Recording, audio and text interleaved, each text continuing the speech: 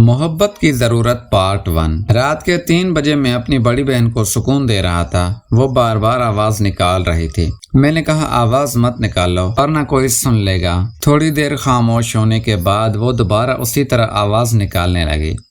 میں بھی پھر جوش میں اس کی آواز سے سکون حاصل کرنے لگا۔ میں بھول گیا تھا کہ ہمارے علاوہ بھی گھر میں اور بھی موجود ہیں جو ہماری آواز سن سکتے تھے، اور پھر وہی ہوا جس کا ڈر تھا۔ میری امی نے ہم دونوں کو یہ کرتے ہوئے دیکھ لیا تھا۔ شاید وہ ہمیں کافی دیر سے دیکھ رہی تھی، اسی لیے اس نے کچھ بھی نہیں کہا، بس اتنا کہا کہ میرے ساتھ بھی۔ میرا نام یوسف ہے، میں لاہور کے ایک گاؤں میں رہتا ہوں۔ ہم 2 بھائی ہیں۔ میرے چھوٹے بھائی کا نام کاشف ہے۔ میری 3 بہنیں ہیں۔ مجھ سے بڑی میری بہن ہے، اس کے بعد میں ہوں۔ مجھ سے چھوٹا میرا بھائی ہے، اور بھائی کے بعد 2 بہنیں ہیں۔ میری بڑی بہن کی شادی ہو چکی تھی، اس کے 2 بچے بھی تھے۔ اس کا شوہر انتقال کر گیا تھا، اسی لیے میری بڑی بہن ہمارے ساتھ ہی رہا کرتی تھی، اور میرا چھوٹا بھائی کاشف کراچی میں محنت مزدوری کیا کرتا تھا۔ ہم لاہور کے ایک گاؤں والے علاقے میں رہا کرتے تھے۔ میرے ابو کھیتی باڑی کیا کرتے تھے، وہ دن بھر اپنے کام پہ ہوتے تھے، اور میری محلے میں ایک چھوٹی سی پرچون کی دکان تھی، میں وہ دکان چلایا کرتا تھا۔ میری اماں اور میری بڑی بہنیں گھر پہ ہوتی تھی۔ ایک میری بہن محلے کے کپڑے سلائی کیا کرتی تھی۔ کچھ پیسے میں کماتا تھا، کچھ میرا چھوٹا بھائی کاشف کراچی سے بھیجتا تھا، اور کچھ ابا کما لیتا تھا۔ اسی طرح ہمارے گھر کا گزارا چل رہا تھا۔ میری ابھی تک شادی نہیں ہوئی تھی، اور میرے چھوٹے بھائی کی بھی نہیں ہوئی تھی۔ ہم میں سے صرف میری ایک بہن شادی شدہ تھی جس کا شوہر انتقال کر گیا تھا۔ اس کے 2 چھوٹے چھوٹے بچے بھی تھے۔ میری بہن کو گھر والوں نے کافی کہا کہ تم دوسری شادی کر لو، لیکن وہ نہ مانی۔ اس نے کہا نہیں، شاید وہ اپنے شوہر سے سچی محبت کرتی تھی، اس لیے اپنے شوہر کے انتقال کے بعد وہ دوسری شادی نہ کر پائی اور ہمارے ساتھ ہی رہا کرتی تھی۔ میں بھی اپنی چھوٹی سی دکان چلایا کرتا تھا۔ صبح 8 بجے جاتا تھا، رات کو 9 بجے 10 بجے گھر دکان بند کر کے واپس آ جایا کرتا تھا۔ دن ایسے ہی گزر رہے تھے کیونکہ میری پرچون کی دکان تھی، اسی لیے محلے والے کافی مجھ سے ادھار سامان بھی لے جایا کرتے تھے۔ جیسے میں کافی ساری عورتیں بھی تھیں جن کے شوہر دوسرے شہروں کام کرنے کے لیے گئے ہوئے تھے۔ عورتیں یہاں اکیلے رہا کرتی تھی، میں ان کو بھی ادھار سامان دے دیا کرتا تھا۔ ہمارے محلے کی ایک لڑکی تھی جس سے میں محبت بھی کرتا تھا، اور وہ مجھ سے محبت کرتی تھی۔ وہ اکثر میری دکان پہ آ جایا کرتی تھی، اور ہاں، میں نے اپنی بہنوں کے نام تو بتائے ہی نہیں، کیونکہ آگے چل کے میں نے ان کے نام تو بتانے ہیں آپ کو۔ میری چھوٹی بہن کا نام عائشہ تھا، بیچ والی کا نام سلمہ تھا، اور سب سے جو بڑی تھی اس کا نام کنزا تھا۔ اب ہمارے گھر میں ہماری شادی کی باتیں چل رہی تھی۔ ابو اور امی یہی کہہ رہے تھے کہ تم بڑے بیٹے ہو، تم شادی کر لو۔ میں ابھی شادی نہیں کرنا چاہتا تھا کیونکہ میں زندگی میں کچھ بڑا کرنا چاہتا تھا۔ میں نے ساری زندگی یہ پرچون کی دکان تو نہیں چلانی تھی، اسی لیے میں نے کہا کہ میں شادی تب تک نہیں کروں گا جب تک میں اپنے پیروں پہ کھڑا نہیں ہو جاتا۔ پھر میں نے امی اور ابو کو کہا کہ میرے چھوٹے بھائی کاشف کی شادی کروا دو۔ وہ کراچی میں کوئی کنسٹرکشن کی کمپنی میں کام کرتا تھا اور اچھے پیسے کما رہا تھا۔ جب اماں ابا نے زور لگایا کہ میں شادی نہیں کر رہا تھا تو پھر وہ بھی مان گئے کاشف کی شادی کے لیے۔ پھر کاشف کو فون کر کے بتایا کہ بیٹا پیسے بھیجو، تمہاری شادی کی تیاریاں کر رہے ہیں۔ اور پھر میرے بھائی کاشف نے بھی یہی کہا کہ میں ابھی شادی نہیں کرنا چاہتا، تو بڑے بھائی کی شادی کروا دو۔ شاید وہ بھی کسی لڑکی کو اس نے سیٹ کیا ہوا تھا کراچی میں، لیکن اماں اور ابا نے زور دیا کہ نہیں، تمہیں شادی کرنی ہوگی۔ تمہارا بھائی یوسف دکان چلاتا ہے، تم تو اچھا کماتے ہو، اس کی کمائی اتنی اچھی نہیں ہے، جب وہ اچھا کمانے لگے گا تو اس کی بھی شادی کر دیں گے۔ اب کاشف مجبور ہو گیا تھا، وہ مان گیا۔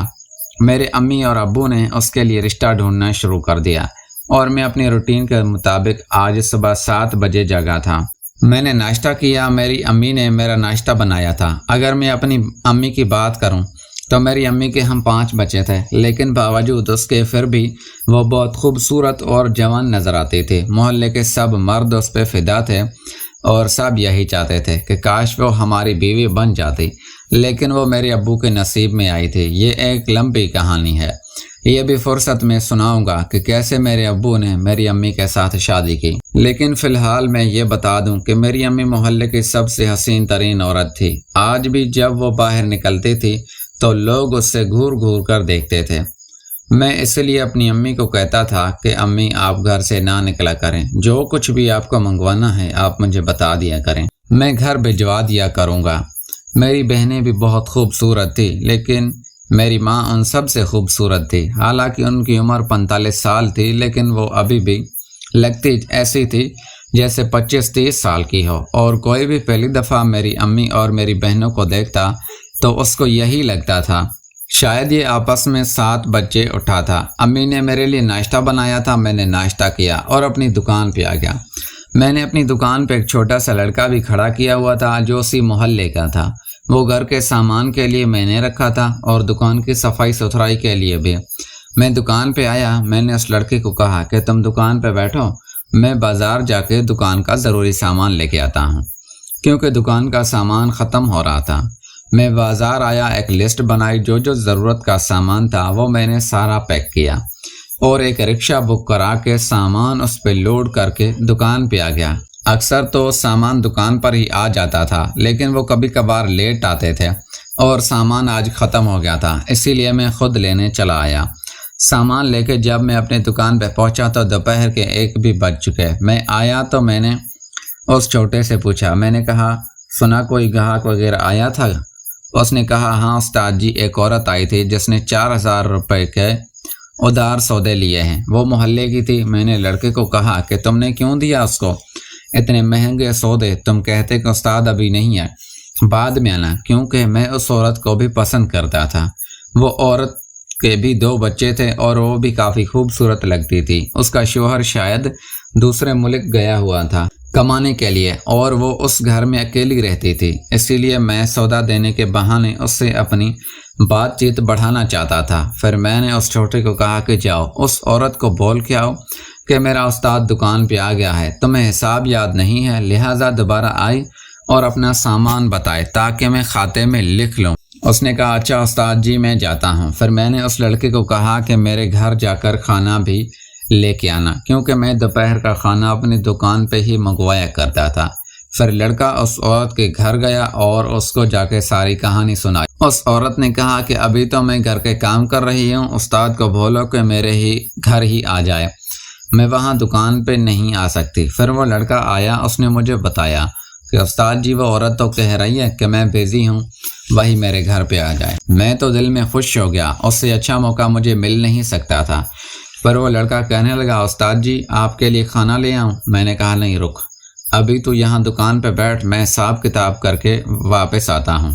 میں نے وہ کھاتے والی کتاب اٹھائی اور سیدھا اس عورت کے گھر چلا گیا۔ جا کے اس کا دروازہ بجایا تو وہ دروازے پہ آئی۔ اس نے کہا جی یوسف، میں نے کہا وہ آج آپ سامان لے گئے تھے۔ وہ چھوٹا لڑکا بیٹھا ہوا تھا، وہ بھول گیا ہے کہ آپ کیا کیا لے کے گئے تھے، تو میں وہی حساب کتاب کرنے آیا ہوں۔ اس نے کہا اچھا اندر آ جاؤ، سکون سے بیٹھ کے بات کرتے ہیں۔